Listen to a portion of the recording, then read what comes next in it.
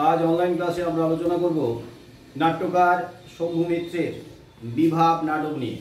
এর আগে আমাদের আলোচনা করা হয়ে গেছে নাটকের প্রেক্ষাপট নিয়ে, নাটক কোন সময়ে রচিত, নাটক কোন সময় মঞ্চস্থ হয়েছে এবং কোন উদ্দেশ্য নিয়ে নাটক রচনা করা হয়েছে বা মঞ্চস্থ করা হয়েছে, লেখকের তথা নাট্যকারের যে বিশেষ উদ্দেশ্য, বিশেষ একটা লক্ষ্য নিয়ে এই নাটক লেখা এবং নাটক মঞ্চস্থ হওয়া, সেগুলো নিয়েও আলোচনা করে দিয়েছি। আলোচনা করা হয়ে গেছে সূচনা অংশে যে বিশেষ ভঙ্গি নির্ভর নাট্য শৈলীর উপস্থাপনা করা হয়েছে তা নিয়েও আলোচনা করা হয়েছে। আজকের আলোচনা করব সূচনার পরবর্তী যে দুটি দৃশ্যের কথা রয়েছে। দৃশ্য বলতে আমরা এইভাবে আলোচনা করতে পারি, বিষয়গত দিক থেকে দুটো দৃশ্য। প্রথম দৃশ্যে আমরা দেখতে পাবো যে শম্ভু মিত্র অমর গাঙ্গুলির বাড়িতে উপস্থিত হয়েছেন। শম্ভু মিত্র অমর গাঙ্গুলির বাড়িতে উপস্থিত হয়েছেন কার কথা মতো? বলো, কার কথা মতো, কার কথা শুনে তিনি উপস্থিত হয়েছেন? তিনি কি উল্লেখ করেছেন?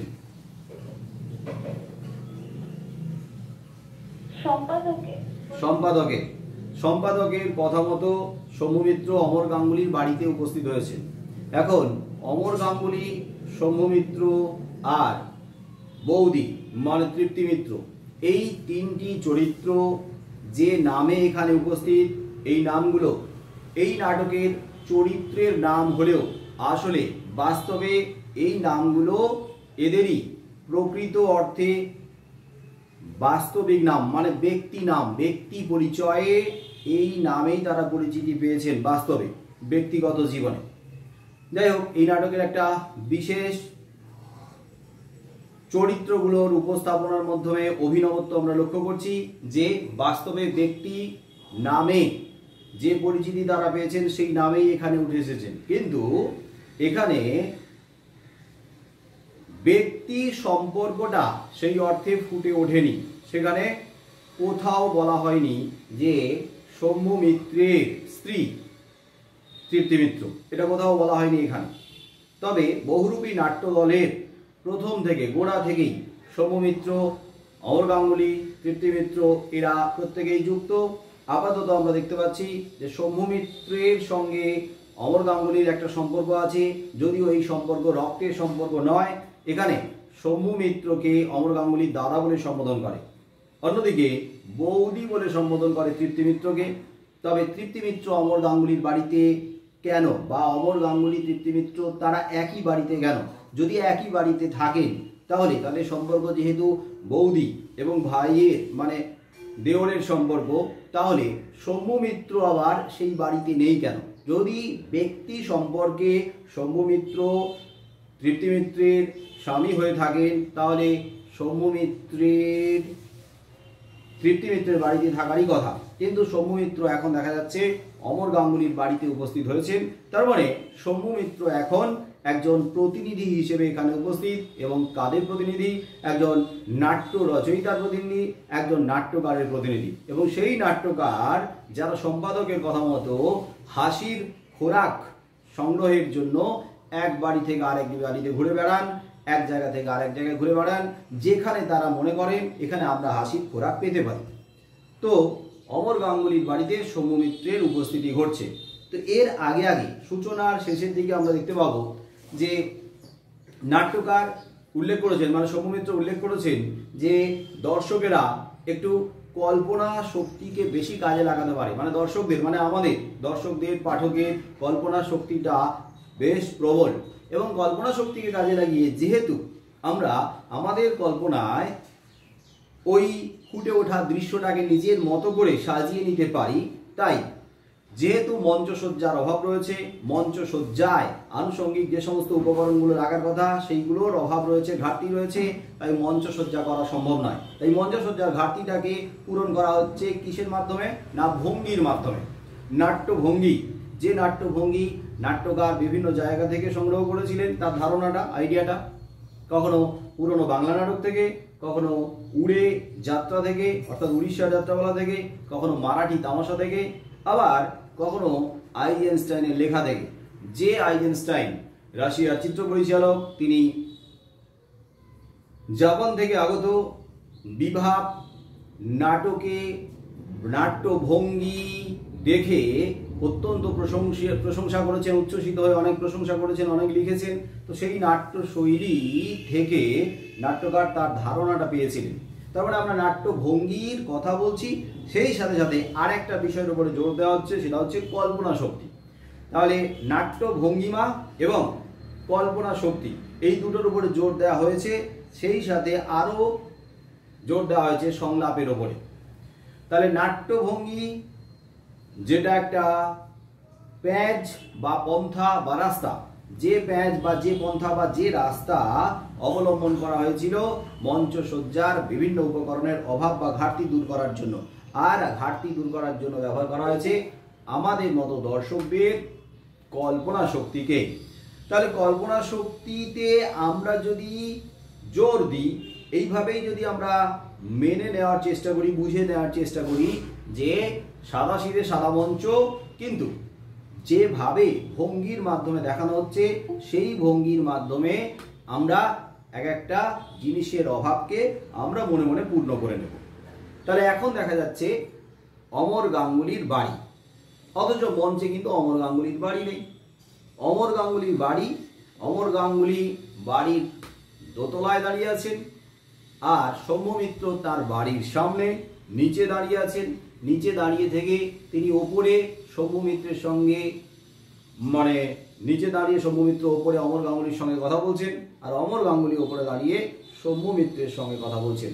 তাহলে দুজনের মুখোমুখি মঞ্চে দাঁড়িয়ে থাকা সত্ত্বেও অমর গাঙ্গুলির মুখ থাকবে নিচের দিকে ঝুঁকে, তিনি নিচে তাকিয়ে থেকে নিচে দেখার চেষ্টা করছেন, কথা বলছেন সৌম্য মিত্রের সঙ্গে। আবার সৌম্য মিত্র অমর গাঙ্গুলির মুখোমুখি দাঁড়িয়ে, মঞ্চের উপরে মুখোমুখি দাঁড়িয়ে তিনি মুখটাকে উপর দিকে রাখবেন, তিনি কথা বলছেন ওপরে অমর গাঙ্গুলির সঙ্গে। এইভাবে দর্শকদের কল্পনা শক্তিকে কাজে লাগিয়ে আর নাট্যভঙ্গিকে কাজে লাগিয়ে নাট্যকার এই মঞ্চসজ্জার অভাব বা ঘাটতিটাকে অনেকখানি পূরণ করে ফেলেছেন। প্রথমেই অমর গাঙ্গুলি সৌম্য মিত্রকে নির্দেশ করলেন যে তিনি সামনে একটা সিঁড়ি দেখতে পাবেন, দরজা ঠেললেই সিঁড়ি, তারপরে সিঁড়ি ধরে তিনি যেন উপরে উঠে আসেন। তো তিনি তো উপরে উঠে আসছেন, তো উপরে উঠে আসার ভঙ্গি করছেন। সিঁড়ি দিয়ে কেউ যদি উপরে উঠে আসতে থাকেন তাহলে এক পা তুলে সিঁড়িতে রাখার ভঙ্গি করবেন, আর এক পা তুলে রাখার ভঙ্গি করবেন। এইভাবে একটার পর একটা স্টেপ পেরিয়ে, একটার পর একটা ধাপ পেরিয়ে তিনি উপরে উঠে এলেন। অর্থাৎ পাটাকে ওপরে ওঠানো নামানো, সিঁড়ি দিয়ে চড়ে ওপরে ওঠার যে ভঙ্গি করা, সেই ভঙ্গির মাধ্যমে দেখানো হলো যে তিনি সিঁড়ি ধরে উপরে উঠে এলেন। এবারে উপরে উঠে আসার পরে অমর গাঙ্গুলি আর সৌম্য মিত্রের মতো কথোপকথন হচ্ছে। একটা অসময়ে তিনি এসে তাকে বোধ হয় অসুবিধায় ফেললেন কি না, তার জন্য তিনি নিজেই বিব্রত। তো তিনি বললেন না না, অসুবিধা তেমন কেন হবে, অসুবিধা নয়। তো তিনি কি কারণে এসেছেন, কি জন্য এসেছেন জানতে চাইলেন। তো তিনি জানালেন যে সম্পাদক বলেছেন হাসির নাটক করতে হবে, তার জন্যই তাকে এখানে আসতে হয়েছে, কারণ হাসির নাটকের দারুণ বক্স অফিস। যাই হোক, হাসির নাটক করতে হবে, হাসির নাটকের খোরাক জোগাড়ের জন্য তিনি এসেছেন। অতএব কিভাবে হাসানো যায়, দুজনের মধ্যে আলোচনা চলছে, কিভাবে হাসানো যায়, হাসির খোরাক কিভাবে আমরা খুঁজে পাব। তখন দুজনের আলোচনার মধ্য দিয়ে উঠে এলো যে বিশেষ করে সৌম্য মিত্র যেটাকে কাজে লাগাতে চাইলেন সেটা হলো ভঙ্গি। বিভিন্নভাবে বসার ভঙ্গি করে তিনি এইভাবে দেখাতে চাইলেন যে এইভাবে যদি আমরা বসার ভঙ্গি করি, তাহলে বসার ভঙ্গি করে কথোপকথন করছি, এক পায়ের উপরে একটা পা তুলে বসার ভঙ্গি করছি, তাহলে দর্শকরা এরকমভাবে ভঙ্গি দেখে হয়তো হাসতে পারে। তো দুজনে বসার ভঙ্গি করে রয়েছে। তারপরে জানলা, কল্পিত জানলাটাকে খুলে দিয়ে দক্ষিণ দিক থেকে মৃদুমন্দ বাতাস বয়ে আসছে, বেশ গরমের সময় তারা আরাম পাচ্ছে, এই রকম একটা ভঙ্গি করে যাচ্ছেন। তারপরে একটু পরে দেখা যাচ্ছে অমর গাঙ্গুলি স্টেজে উইংসের দিকে গিয়ে তিনি বললেন, স্টেজের উইংস মানে ডানা, অর্থাৎ স্টেজের দুই দিকে যে দুটো বাড়তি অংশ থাকে তাকে উইংস বলা হয়। তো উইংসের দিকে গিয়ে বৌদি 2 কাপ চা বলে বলে এলেন। এইবারে বৌদি যখন আসছে, মানে তৃপ্তি মিত্র যখন আসছে চায়ের কাপ প্লেট হাতে, তখন তার হাতে কিন্তু কোনো চায়ের কাপ বা প্লেট নেই। তিনি কি করছেন, চায়ের কাপ প্লেট ধরে নিয়ে আসার ভঙ্গি করে আস্তে আস্তে আসছেন, গরম চা আস্তে আস্তে নিয়ে এসে তাদেরকে দিলেন। অন্যদিকে এতক্ষণে দেখা যাচ্ছিল শম্ভু মিত্রের হাতে একটা সিগারেট অমর গাঙ্গুলির বাড়িতে এসেছে।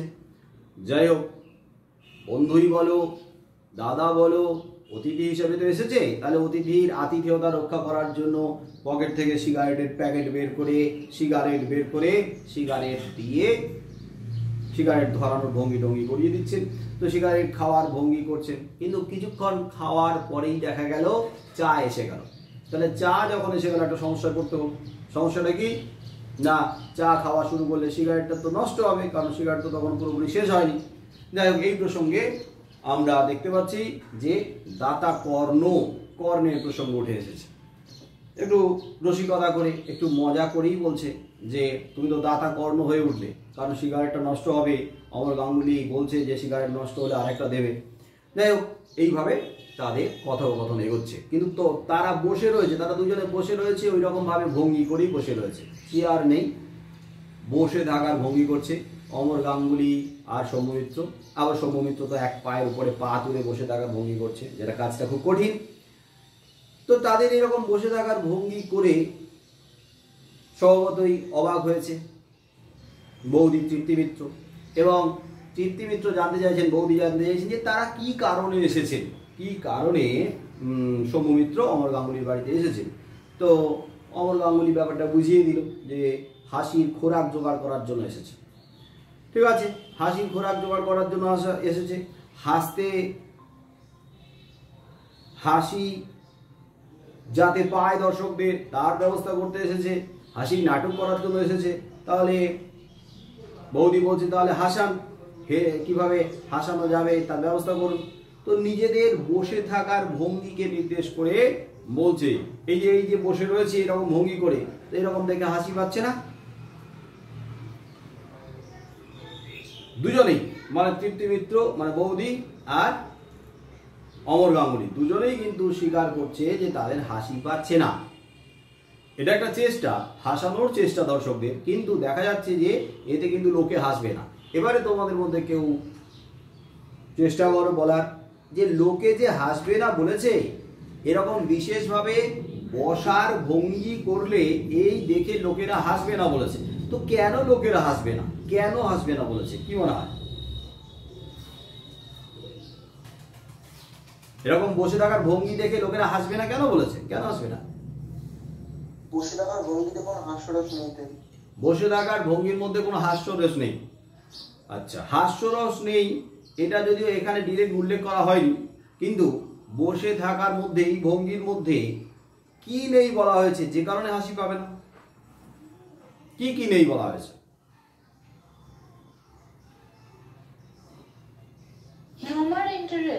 হিউম্যান ইন্টারেস্ট নেই। তিনটে কথা বলা হয়েছে, হিউম্যান ইন্টারেস্ট নেই যে কারণে হাসি আসতে পারে, আর কি? পপুলার অ্যাপিল নেই যেটাতে হাসি আসতে পারে, আর একটা কথা বলা হয়েছে আর কোনো গল্প নেই, কোনো স্টোরি নেই, গল্প নেই। এইবারে এই তিনটাকে আমাদের বিশ্লেষণ করতে হবে যে একটা ঘটনার মধ্যে যদি গল্প থাকে, স্টোরি থাকে, একটা ঘটনার মধ্যে একটা দৃশ্যের মধ্যে যদি একটা গল্প থাকে, বেশ গল্পটা যদি মজার হয়, গল্পটা যদি হাসি আনতে পারে, গল্পটার মধ্যে যদি বেশ সরস ব্যাপার থাকে, গল্পটার মধ্যে যদি হাস্যরস থাকে, একটা স্টোরি একটা গল্প, জাস্ট একটা জোকস বলে হাসানো, আবার দুজন তিনজন মিলে একটা স্টোরি নিয়ে অভিনয় করছে, অবশ্যই মজার স্টোরি, কমেডি। তো স্টোরি নিয়ে অভিনয় করতে করতে একজন আর একজনের সঙ্গে দারুণ মজার কথা বলে ভঙ্গির মাধ্যমে গল্পটাকে তুলে ধরে যখন দর্শকদের সামনে প্রেজেন্ট করে, মানে উপস্থাপন করে, তখন দর্শকরা কিন্তু মজে থাকে ওই স্টোরির মধ্যে, ওই গল্পের মধ্যে, এবং হাসারও চেষ্টা করে। তো বলছে এর মধ্যে কোনো গল্প নেই, এর মধ্যে গল্প নেই, লোকেরা কতক্ষণ ধরে ওই রকম ধরনের ভঙ্গি দেখবে আর কতটুকু সময় বা হাসবে, ওই রকমভাবে একটা অদ্ভুতভাবে বসে রয়েছে। তাই বলছি এর মধ্যে কোনো গল্প নেই, স্টোরি নেই। গল্প থাকলে কিন্তু লোকেরা ওই গল্পের মধ্যে মজে যায় এবং আনন্দ খুঁজে পায়, হাসির খোরাক খুঁজে পায় গল্পের মধ্যে। তাহলে এক এই বসে থাকার বিশেষ ভঙ্গির মধ্যে কোনো গল্প নেই, গল্প না থাকার কারণে লোকের হাসি পাবে না।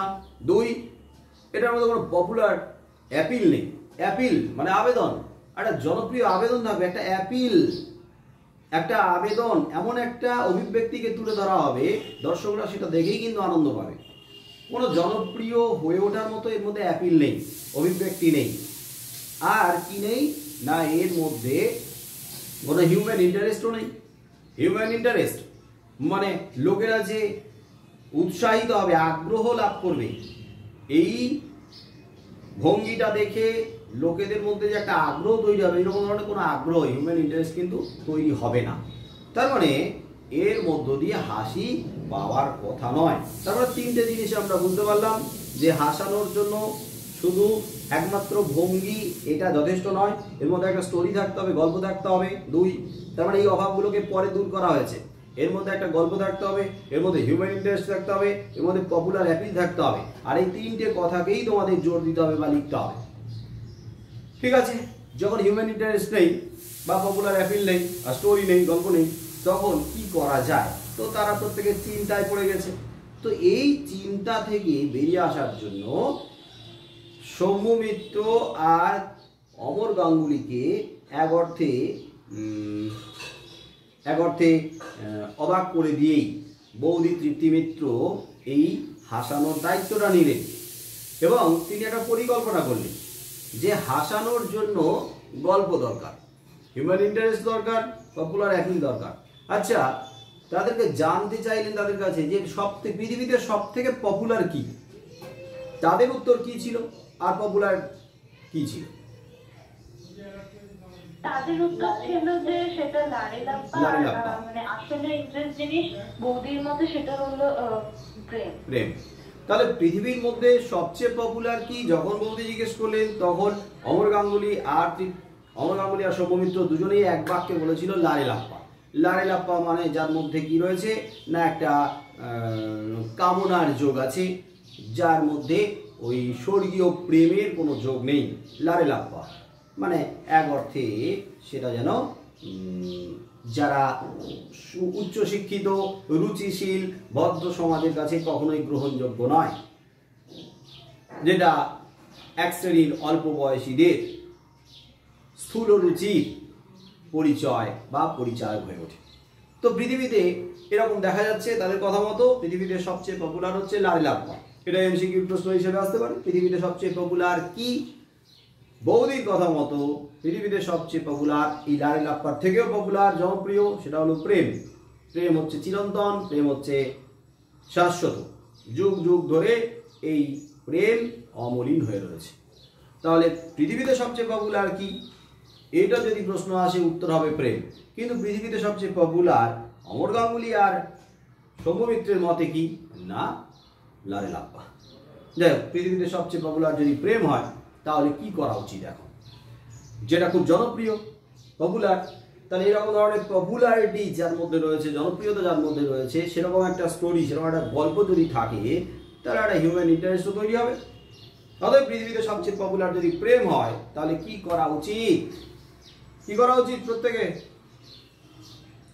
অমর গাঙ্গুলি সৌম্য মিত্রের কথাতে কি করা উচিত? প্রেমে পড়া উচিত, প্রেমে পড়া উচিত। অমর গাঙ্গুলি সৌম্য মিত্রের কথাতে প্রেমে পড়া উচিত। পৃথিবীতে সবচেয়ে পপুলার যদি প্রেম হয় তাহলে প্রেমে পড়া উচিত না। বৌদির কথাতে প্রেমে কিন্তু পড়া যায় না, প্রেমে কেউ পড়ে না। আসলে প্রেমটা তো কখন কার জীবনে কিভাবে আসবে সেটা কেউ বলে দিতে পারে না। তো প্রেমে পড়া যায় না, প্রেম হয়ে যায়। তাই পৃথিবীতে সবচেয়ে পপুলার যদি প্রেম হয় তাহলে ওদের প্রেমে পড়া উচিত নয়, একটা প্রেমের দৃশ্যে অভিনয় করা উচিত, একটা লাভ সিন করা উচিত, একটা প্রেমের দৃশ্যকে দর্শকদের সামনে তুলে ধরা উচিত। কারণ দর্শকরা এই প্রেমের দৃশ্যে আনন্দ খুঁজে পায়, মজে যায়, এর মধ্যে হিউম্যান ইন্টারেস্ট তৈরি হয়, এর মধ্যে গল্প আছে। তাহলে বৌদির কথা মতো একটা প্রেমের অভিনয় করতে হবে, একটা লাভ সিন করতে হবে, প্রেমের দৃশ্যে তাদের অভিনয় করতে হবে। এখন ঘটনা হচ্ছে এই যে অংশটা, এই যে যেখানে হিউম্যান ইন্টারেস্ট আছে, পপুলার অ্যাপিল আছে আর স্টোরি, গল্প আছে, তো এই যে অংশটা, এই অংশটার উপরে একটা রচনাধর্মী প্রশ্ন আসতে পারে, ব্রড কোশ্চেন, যে বৌদি তৃপ্তি মিত্রের পরিকল্পনায় এখানে যে প্রেমের দৃশ্যে বা লাভ সিনের অভিনয় করা হয়েছিল তার বর্ণনা দাও। তাহলে প্রেমের দৃশ্যে অভিনয় করতে গেলে সবার আগে কি দরকার? বৌদি যখন প্রশ্ন করলো সবার আগে কি দরকার, তখন অমর গাঙ্গুলি আর সৌম্য মিত্র কি বলেছিল? সবার আগে কি দরকার, কি বলেছিল? চাঁদ আর আকাশ। সৌম্য মিত্র বলেছিল যে চাঁদ আর আকাশ, সৌম্য মিত্র বলেছিল চাঁদ আর আকাশ, আর অমর গাঙ্গুলি বলেছিল যে দক্ষিণের খোলা বাতাস, মানে পরিবেশ দরকার। প্রেম করার জন্য গরমে হাঁসফাঁস করতে করতে, চড়া রোদে দুপুরবেলা এইরকম একটা প্রতিকূল পরিবেশে কখনো প্রেম হয় না। প্রেমের জন্য একটা মৃদুমন্দ বাতাস বইবে, দক্ষিণা বাতাস, দক্ষিণের খোলা বাতাস মানে কি? দক্ষিণের খোলা জানালা, মৃদুমন্দ বাতাস ঝুরঝুর করে বইবে, গায়ে একটা আলতো স্পর্শগুলি দিয়ে যাবে, আকাশে রাতের আকাশের চাঁদ উঠবে, কি সুন্দর আকাশ, আর চারদিকে জ্যোৎস্নায় যেন ধুয়ে যাচ্ছে, এরকম একটা সুন্দর পরিবেশ থাকবে, তবেই তো প্রেমের দৃশ্যটা জমবে। তাহলে পৃথিবীতে সবচেয়ে পপুলার প্রেম, আর প্রেম করতে গেলে, প্রেমের দৃশ্যে অভিনয় করতে গেলে সবার আগে সৌম্য মিত্রের কথাতে চাঁদ আর আকাশ দরকার, আর অমর গাঙ্গুলির কথাতে দক্ষিণের খোলা বাতাস দরকার। কিন্তু বৌদির কথাতে সবার আগে কি দরকার? বলো, সবার আগে কি দরকার? নায়ক নায়িকা। সবার আগে দরকার নায়ক নায়িকা, এটা তো স্বাভাবিক। হ্যাঁ, সবার আগে তো দরকার নায়ক নায়িকা। নায়ক নায়িকা যদি ঠিক না হয়, নায়ক নায়িকা যদি না থাকে, ওই পরিবেশ দিয়ে কি করবে? আকাশে একা চাঁদ ড্যাপ ড্যাপ করে তাকিয়ে থাকবে, এরকম বলে একটু মজা করেছিল, ঠাট্টা করেছিল। সৌম্য মিত্র বলেছিল যে চাঁদ একা কি করবে যদি নায়ক নায়িকা না থাকে, আর অমর গাঙ্গুলি বলছে যে হ্যাঁ, ওই ড্যাপ ড্যাপ করে তাকিয়ে থাকা ছাড়া চাঁদ একা আর কি করবে, নায়ক নায়িকা নেই, কতক্ষণ আর ড্যাপ ড্যাপ করে তাকিয়ে থাকবে, উপায় নেই। যাই হোক, তো নায়ক নায়িকা দরকার। যাই হোক, নায়ক নায়িকা যদি দরকার হয়, নায়ক নায়িকাকে খুঁজতে হবে। তো নায়ক নায়িকাকে খোঁজার আগেই আমরা দেখতে পাচ্ছি যে লাভ সিনে অভিনয় করার জন্য তারা যে জায়গাটাকে ঠিক করে নিচ্ছে, সেই জায়গাটা কিন্তু এই বাড়ির, এই ঘরের চার দেওয়াল নয়, এই ঘরের চার দেওয়ালের বাইরে তাদেরকে বেরোতে হবে, ঘরের চার দেওয়ালের বাইরে বেরোতে হবে।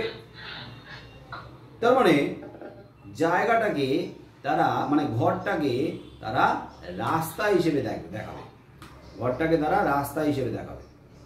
তার মানে ঘরটা যদি রাস্তা হিসেবে দেখানো হয়, ঘরের মধ্যে আপাতত যে আসবাবপত্রগুলো আছে তার মধ্যে আমরা দেখতে পাচ্ছি কি কি আছে। আছে মানে চোখে দেখা যাবে না, আছে মানে কল্পনা করে নিতে হবে দর্শকদেরকে। বলো, ঘরের মাঝখানে কি কি ছিল? দুটো কল্পিত চেয়ার আর একটা টেবিল। দুটো চেয়ার ছিল আর একটা টেবিল ছিল। তাহলে কল্পিত, এগুলো সব কাল্পনিক। তো তাহলে ঘরটাকে যদি রাস্তায় পরিণত করতে হয়, তাহলে ঘরের মাঝখানে টেবিল চেয়ারগুলোকে এক পাশে সরিয়ে দিয়ে আসতে হবে। তো তারা দুজনে, মানে অমর গাঙ্গুলি সৌম্য মিত্র দুজনে সরিয়ে এক পাশে রেখে হাতটা ঝেড়ে এসে দাঁড়ালো। তারপরে কথোপকথন হচ্ছে যে প্রেম করতে গেলে, প্রেমের দৃশ্যে অভিনয় করতে গেলে কি দরকার? চাঁদ নয়, আকাশ নয়, দক্ষিণের খোলা বাতাস নয়, এগুলো সব পরে। তার আগে দরকার নায়ক নায়িকা, অতএব একজন নায়ক এবং নায়িকা দরকার।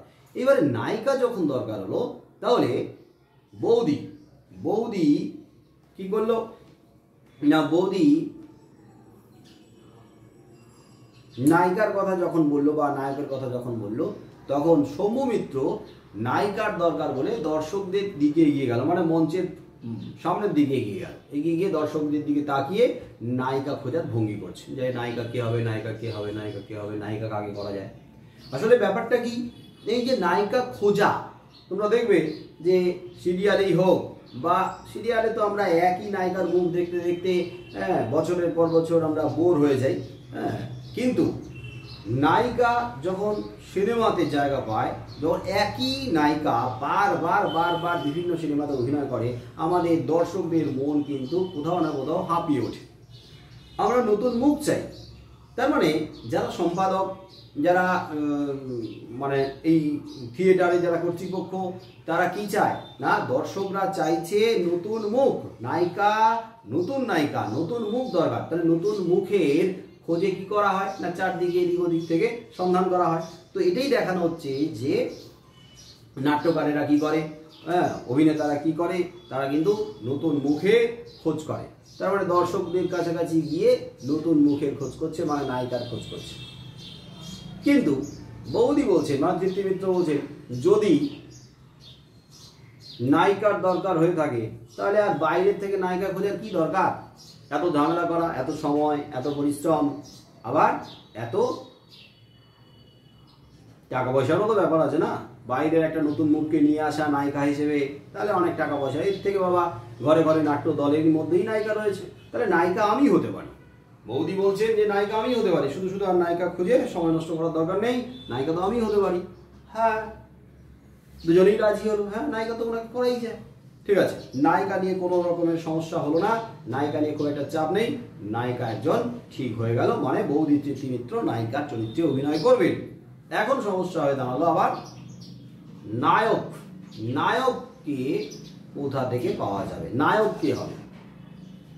নায়ক কে হবে? যদি নিজেদের মধ্য থেকে নায়িকা সিলেক্ট করে নেওয়া হয়, তাহলে নিজেদের মধ্য থেকেও নায়ক বেছে নেওয়া যেতেই পারে, কারণ দুজন আছে এখানে, দুজন ব্যক্তি আছে, তার মধ্য থেকেই একজন নায়ক হতেই পারে। এবারে বলো, সৌম্যমিত্র আর অমর গাঙ্গুলির মধ্যে কে নায়ক সুলভ দেখতে বা চেহারায়, কে বেশি? অমর গাঙ্গুলি আর সৌম্যমিত্রের মধ্যে নায়ক সুলভ চেহারা বা দেখতে নায়ক কে বেশি? কে?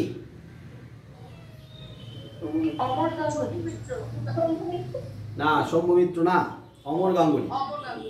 হ্যাঁ, কারণ হচ্ছে যদি সৌম্যমিত্র নায়ক সুলভ হতেন, ততখানি নায়ক সুলভ হতেন, সৌম্যমিত্র অমর গাঙ্গুলির থেকে বেশি নায়ক সুলভ হতেন চেহারাতে বলো, দেখার ক্ষেত্রে বলো, তাহলে উনার নিজের উপরে একটা ভরসা থাকতো, আত্মবিশ্বাস থাকতো যে না, আমি নায়ক দেখতে, আমাকে কিন্তু নায়ক করবে বা আমি নায়ক হতে চাই।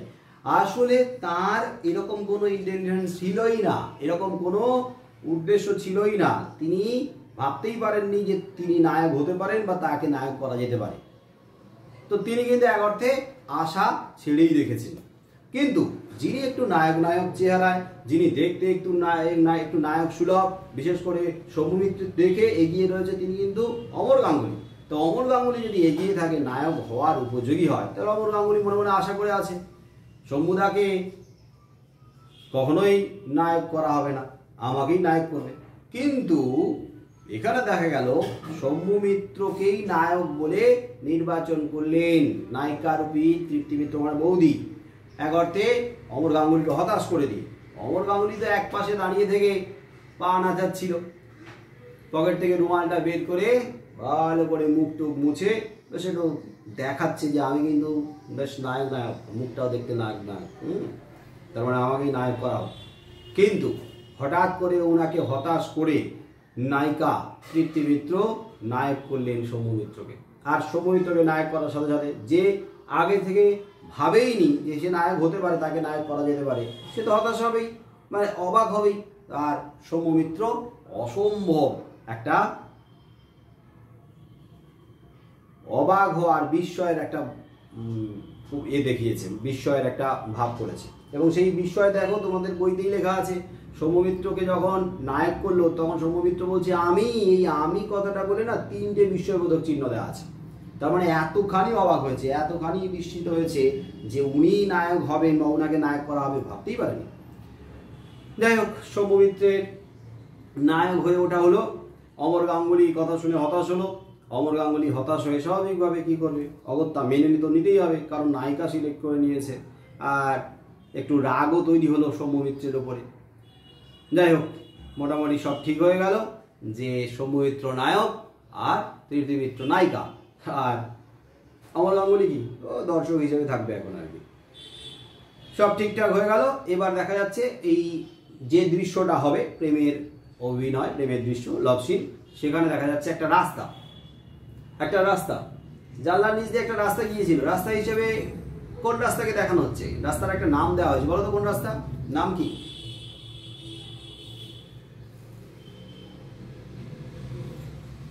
নাম কি রাস্তাটার নাম কি?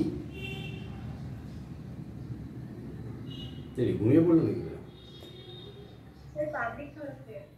না, পাবলিক থরোফেয়ার মানে হচ্ছে সর্বসাধারণের, পাবলিকের চলাচলের রাস্তাকে পাবলিক থরোফেয়ার বলা হয়, সর্বসাধারণের চলাচলের পথকে পাবলিক থরোফেয়ার বলা হয়। কিন্তু জানলার নিচ দিয়ে একটা রাস্তা গেছে, রাস্তাটার নামও পরে বলা হয়েছে, রাস্তাটার নাম হচ্ছে মণি সমাদ্দার লেন। বর্তমানে তো ঘরটাকেই রাস্তা ধরা হয়েছে। হ্যাঁ, বর্তমানে ঘরটাকেই রাস্তা ধরা হচ্ছে, কিন্তু জানলার নিচ দিয়ে একটা কল্পিত রাস্তা ভাবা হয়েছে এবং সেটা হচ্ছে মণি সমান্তরাল লেন। যদিও এটা প্রথম লভ সিনে নয়, এটা দ্বিতীয় লভ সিনে দেখা গিয়েছিল। দ্বিতীয় লভ সিন যেটা, সেটা ছিল প্রোগ্রেসিভ লভ সিন, সেখানে দেখানো হয়েছিল। কিন্তু এখানে ঘরটাকে কল্পনায় যখন রাস্তা হিসেবে ধরা হচ্ছে, ঠিকই বলেছো, ঘরটাকে যখন কল্পনায় রাস্তা হিসেবে ধরা হয়েছে, তখন এই যে রাস্তাটা, এটা ঠিক কোন রাস্তা সেটা কিন্তু উল্লেখ করা হয়নি। তবে জানলার নিচ দিয়ে একটা রাস্তার কথা বলা হয়েছে পরবর্তীতে, সেটা ছিল মণি সমান্তরাল লেন। যাই হোক, তাহলে ঘরটাকে একটা রাস্তায় পরিণত করা হলো। এখন এই রাস্তায় নায়িকা ফিরছেন। নায়িকা কোথা থেকে ফিরছেন? কলেজ থেকে ফিরছেন। আর নায়ক আসছে। আর নায়ক কোথা থেকে আসছে? নায়ক কোথা থেকে আসছে? অফিস থেকে বা কলেজ থেকে বা স্কুল থেকে। নায়ক কোথা থেকে আসছে সেটা নির্দিষ্ট করে কোথাও উল্লেখ করা হয়নি। হতে পারে অফিস থেকে আসছে বা কলেজ থেকে আসছে, বা আজকাল ইদানিং যেভাবে অল্প বয়সীদের মধ্যে এই রকম ধরনের টেন্ডেন্সি বা প্রবণতা লক্ষ্য করা যাচ্ছে, সেখান থেকে আমরা বুঝতেই পারি স্কুল লেভেল থেকেও পড়াশোনা, এখান থেকে লাভ সিন মানে প্রেমের ব্যাপারটা মাথায় ঢুকে গেছে, স্কুল থেকেও ফিরতে পারে। যাই হোক, স্কুল থেকে ফিরুক, কলেজ থেকে ফিরুক আর অফিস থেকে ফিরুক, সেটা বড় কথা নয়। নায়ক কিন্তু আসছেন। নায়ক নায়ক নায়ক, এই বড় কথা। সম্ভবিত জানতে চেয়েছিলেন যে নায়ক কোথেকে আসছে, স্কুল থেকে না কলেজ থেকে না অফিস থেকে, আজকাল তো স্কুল থেকেও দেখা যাচ্ছে। কিন্তু বৌদি কিন্তু তার কথা সেই অর্থে উত্তর দেয়নি। নায়ক কোথা থেকে আসছে সেটা কিন্তু কেউ দেখে না, দর্শকরা খোঁজই নেয় না, দর্শকরা দেখার চেষ্টাই করে না নায়ক কোথা থেকে আসছে। দেখবে এমন কোনো সিনেমার দৃশ্য যে নায়িকা সেখানে বিপদে পড়েছে, নায়িকা ভিলেনের দ্বারা আক্রান্ত হয়েছে, নায়িকা অপদস্থ হচ্ছে, নায়িকা অপমানিত হচ্ছে, নায়িকা নির্যাতিত হচ্ছে, হঠাৎ করে দেখা গেল আমরা দর্শকেরা আগে থেকে টেরই পাই না, বুঝতেই পারি না, লোকজন চারদিকে ঘিরে ধরেছে, লোকজন একবার জমা হয়ে রয়েছে, লোকজন দেখছে যে নায়িকা এরকম ভাবে অপদস্থ হচ্ছে। হঠাৎ করে কি দেখা যায়? হঠাৎ করে নায়ক উপর থেকে কোথা থেকে লাফ দিয়ে পড়লো। তো যখনই লাফ দিয়ে পড়ে, নায়ক যখনই লাফ দিয়ে পড়ে, বা হঠাৎ করে নায়ক যখন কোথাও থেকে একটা এসে পৌঁছে যায়, আগে থেকে আমরা কিন্তু বুঝতে পারি না, কিন্তু নায়ক এসে পৌঁছে গেছে সেটা দেখেই দর্শকরা কি করে? দর্শকরা হাততালি দেয়, দর্শকরা খুব খুশি হয়, দর্শকরা এতটা আনন্দ পায়, এতটা খুশি হয়, কারণ দর্শকদের তখন মনে এটাই কাজ করছে যে নায়িকাকে কিভাবে উদ্ধার করা যাবে। আর নায়িকাকে উদ্ধার করার জন্য নায়ক যখন এইভাবে বীরের মতো দুঃসাহসী কাজ করে, এইভাবে ঝাঁপিয়ে পড়ে, তখন আমরা কি একবারের জন্য খোঁজ নিই? আমরা কি বসে বসে ভাবি, আচ্ছা নায়ক কোত্থেকে এলো, নায়ক এভাবে কেন এলো, নায়কের তো কোনো খোঁজ খবর ছিলই না, হঠাৎ করে এখান থেকে কোথা থেকে পড়লো, এইভাবে কোথা থেকে লাফিয়ে পড়লো, এইভাবে এতখানি লাফিয়ে পড়া সম্ভব নাকি? হ্যাঁ, উনি লাফিয়ে পড়লেন না, মাটি ঘুরে এলেন, আমরা এগুলো খোঁজ নিই? দর্শকরা খোঁজ নেয় না? না, দর্শকরা খোঁজ নেয় না। দর্শকরা তখন এতটা আনন্দ, এতটা খুশি হয় যে গোটা হল জুড়ে নায়কের এই যে এন্ট্রি, এটাতে হাততালি করতে লাগে। তাই নায়িকা তৃপ্তি মিত্র কিন্তু বুঝিয়ে দিল যে নায়ক কোত্থেকে আসছে সেটা বড় কথা নয়, কারণ সেটা নিয়ে কেউ মাথা ঘামায় না। সে স্কুল থেকে আসুক, কলেজ থেকে আসুক, অফিস থেকে আসুক, সেটা বড় কথা নয়। নায়ক নায়ক এটাই বড় কথা। অতএব নায়ক নিয়ে তুমি বেশি প্রশ্ন করো না। ও সমবেত বলছে নায়ক নায়ক, হ্যাঁ, তার অফিস নেই, কলেজ নেই, কিছুই নেই। অমর গাঙ্গুলি বলছে ও খালি সে ধাক্কা দিয়ে বেড়ায়, হ্যাঁ, সে সকাল থেকে বেরিয়ে পড়েছে, কি তার কাজই হচ্ছে 10 জনকে ধাক্কা দিয়ে বেড়ানো, আর 10 জনকে ধাক্কা দিতে দিতে একজনের সঙ্গে যদি প্রেম হয়ে যায়, এরকমই একটা ব্যাপারটা নাকি? হ্যাঁ, না না, নায়ক নায়ক এটাই বড় কথা, তোমাদের এটা মেনে নিতে হবে। যাই হোক, এখন তর্ক নয়, আলোচনা নয়, এখন আমাদের লাভ সিনটাকে এগিয়ে নিয়ে যেতে হবে। দর্শকরা যাতে এই লাভ সিনে মজে থাকে তার জন্য আমাদের চেষ্টা করতে হবে। সমবেত তখন বললো বাস ঠিক আছে, তাহলে এগোচ্ছি। এই বলে জয় নটনাথায়। নটনাথায় মানে নটরাজ, মানে শিব। এই যাত্রায় রক্ষা করো বাবা। কিভাবে, কোন ভাবে, কিভাবে বা কি রকম ভাবে অভিনয় করতে হবে, আগে থেকে তো স্ক্রিপ্ট লেখা নেই, তাই বুঝতে পারছে না। যে কোনো সময় কিন্তু বিপদ হতে পারে, যে কোনো সময় কিন্তু একটা অপ্রস্তুত অবস্থায় পড়তে পারে। যাই হোক, চলতে শুরু করা হলো। এমন সময় দুজনের মধ্যে ধাক্কাধাক্কি হলো। ধাক্কাধাক্কি হওয়াতে বৌদি তো ধাক্কা লেগে পেছনে চলে এসছে। এইবারে আগে থেকে কিন্তু বৌদি বলে দেয়নি, মানে নায়িকা কিন্তু বলে দেয়নি যে এরপরে একটা সপাটের চড় আছে নায়কের গালে। হঠাৎ করে হিন্দিতে, দেখো নায়িকা হিন্দিতে কেন কথা বলছে, একটু আগে বাংলায় কথা বলছিল, এখন আবার হিন্দিতে জুড়ে যাচ্ছে, হিন্দির সঙ্গে আবার বাংলা আসছে। কেন নায়িকা হিন্দিতে কথা বলছে বাংলার সাথে সাথে? কারণ নায়িকার তার ক্লাসটাকে বোঝাচ্ছে। নায়িকার যে ক্লাস, নায়িকার যে মর্যাদা, সেই মর্যাদার ক্লাসটা অনেক হাই। তো সেই জায়গা থেকে আজকালকার শহরের যে মেয়েরা, নায়িকারা, তারা কি শুধু একেবারে শুদ্ধ বাংলা ভাষায় কথা বলে না, তারা উচ্চশিক্ষিতা, স্মার্ট, সেটা দেখানোর জন্য, বোঝানোর জন্য কি করে, কিছু বাংলার সঙ্গে কিছু ইংরেজি শব্দও ব্যবহার করে, কিছু কিছু অন্য সময় হিন্দি শব্দও ব্যবহার করে, তবেই তো স্মার্টনেসটা দেখানো যায়। তো একটা ক্লাসকে, একটা উঁচু একটা ক্লাসকে দাঁড় করানোর চেষ্টা চলছে। যে কে আর দেখতে নেই, চোখ খুলে চলতে জানেন না বলেই আপনি আপনি করতে করতে দিয়েছে এক চর কষিয়ে। এই চর কষিয়ে দেওয়াটা আগে থেকে বলা ছিল না।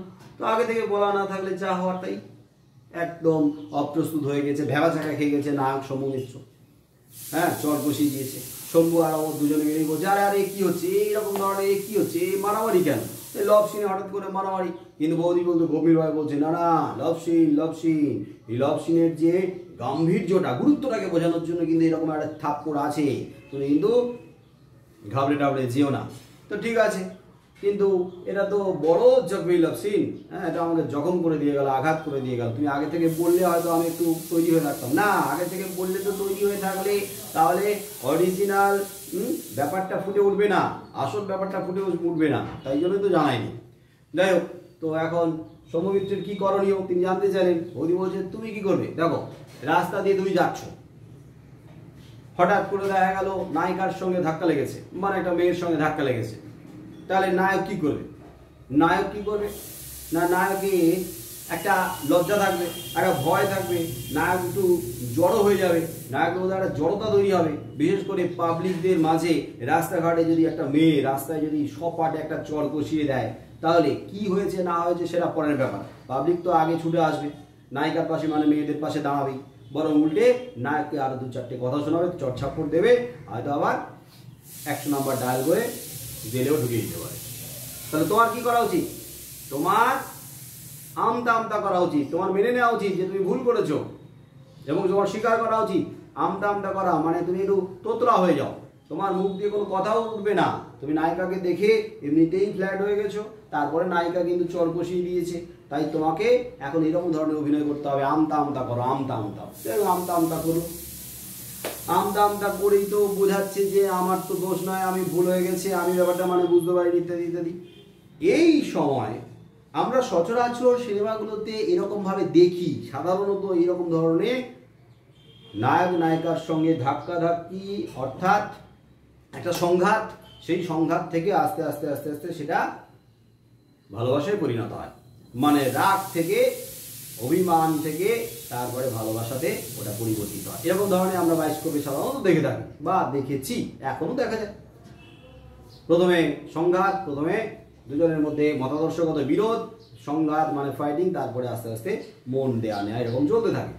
তাহলে কি করতে হবে না, আমদা আমদা করতে হবে। তিনি আমদা আমদা করছেন। হ্যাঁ, এরকম ধরনের নায়িকারা তো পছন্দ করে এরকম ধরনের নায়ককে, যে নায়ক নিজের ভুল বুঝতে পারে, যে নায়ক নায়িকার কাছে একটু নতি স্বীকার করতে পারে, সেই নায়িকার মন সেই নায়ক পায়। ও আমদা আমদা করছে।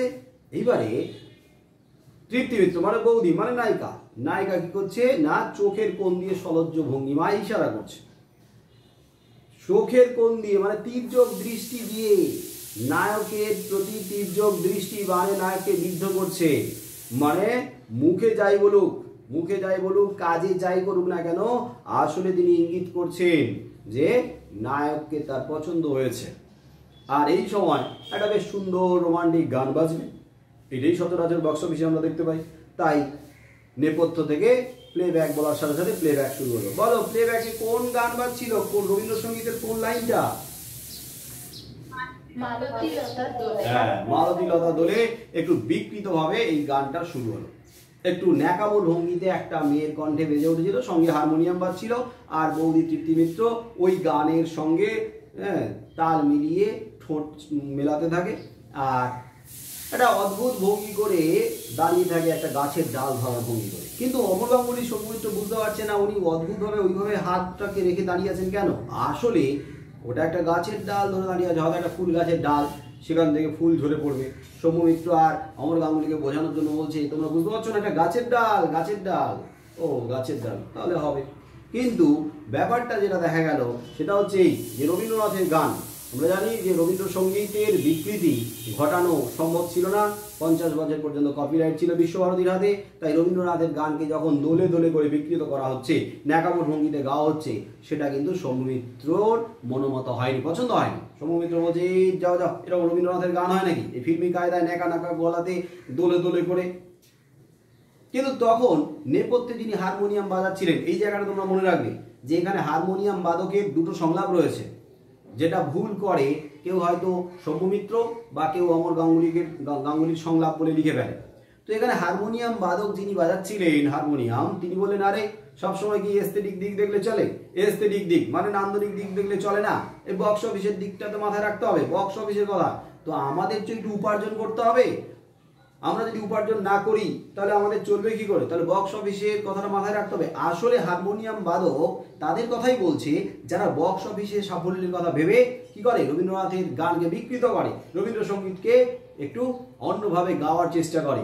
অর্থাৎ মানুষ যে রবীন্দ্রসঙ্গীতে অভ্যস্ত, শুনে অভ্যস্ত, সেখান থেকে বেরিয়ে এসে একটু অন্য ধরনের, বিশেষ করে উঠতি বয়সীরা সাধারণত বেশিরভাগ যারা এইরকম চায়, একটু অন্য ধরনের, একটু নতুনত্ব, একটু ধাঁচ ভাঙা, ট্রেন্ড ভাঙা এক ধরনের গান।